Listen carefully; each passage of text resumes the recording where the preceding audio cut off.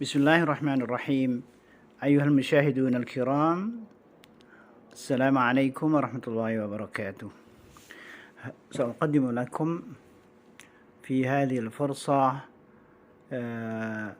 موضوعا وهو keuntungan ke masjid bersamaan dengan azan oleh Muhammad Al-Fadil. Pada suatu hari saya dituntun oleh Allah untuk membaca satu cuitan istimewa.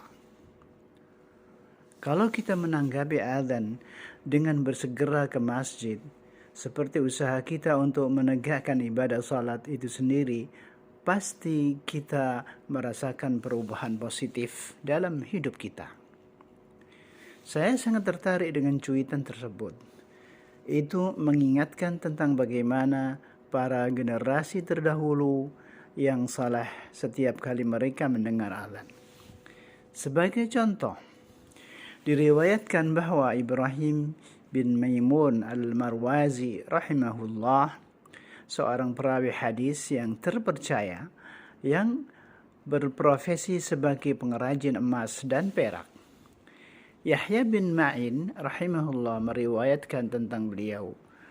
Beliau ini setiap kali mendengar awal azan, beliau tidak mengulangi lagi ketukan palunya karena bergegas ke masjid. Banyak kisah unik tentang keunggulan mereka untuk bersegera ke masjid. Saya merenung sejenak. Saya sudah membaca cuitan indah itu. Mengapa saya hanya sekedar membaca saja? Mengapa saya hanya sekedar kagum terhadap nasihat itu? Mengapa saya tidak merasa bahwa nasihat itu untuk saya?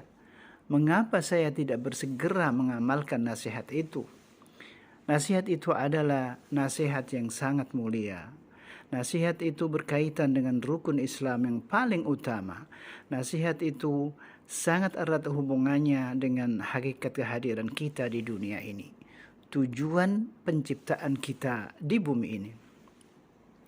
Mengapa saya tidak memulai paksa diri untuk mengamalkan nasihat itu? Alhamdulillah, setelah renungan itu saya mengamalkan nasihat tersebut.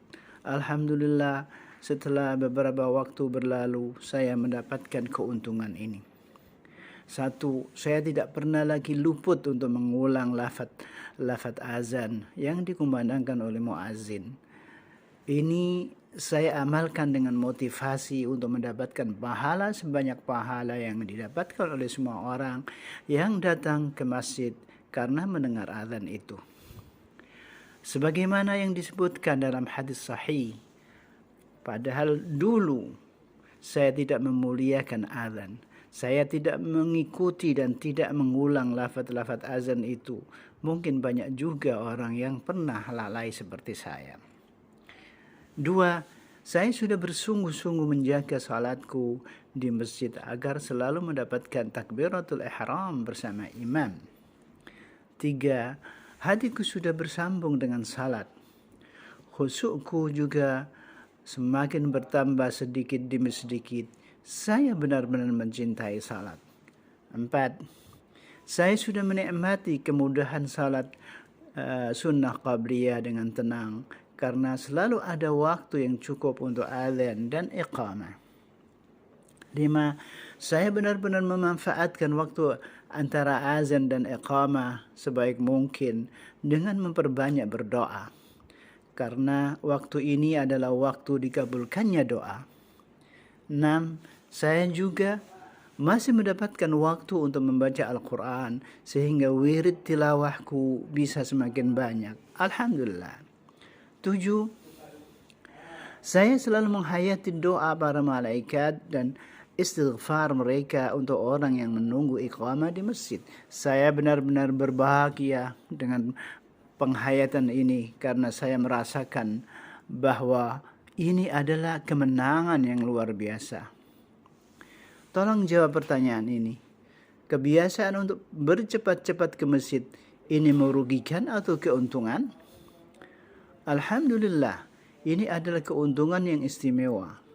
Karena ada ungkapan menarik yang mengatakan, siapa yang salatnya baik, niscaya baiklah semua bagian dari kehidupannya. Ia dikaruniai kemudahan dalam urusan ketenangan dalam jiwanya, kebahagiaan dalam rasa ridha yang terus-menerus dengan izin Allah. Saya menduga bahwa saya yakin bahwa kalau seorang muslimah yang belum bersungguh-sungguh memperhatikan salatnya, belum berusaha keras untuk semakin menyempurnakan kualitas dan kuantitas salatnya, belum mengorbankan waktu dan pikirannya untuk salatnya yang semakin lebih baik, lalu apa guna semua kesibukan dan perjuangannya? Hadza wallahu muwaffiq ila aqwamit tariq. Wassalamu alaikum warahmatullahi wabarakatuh.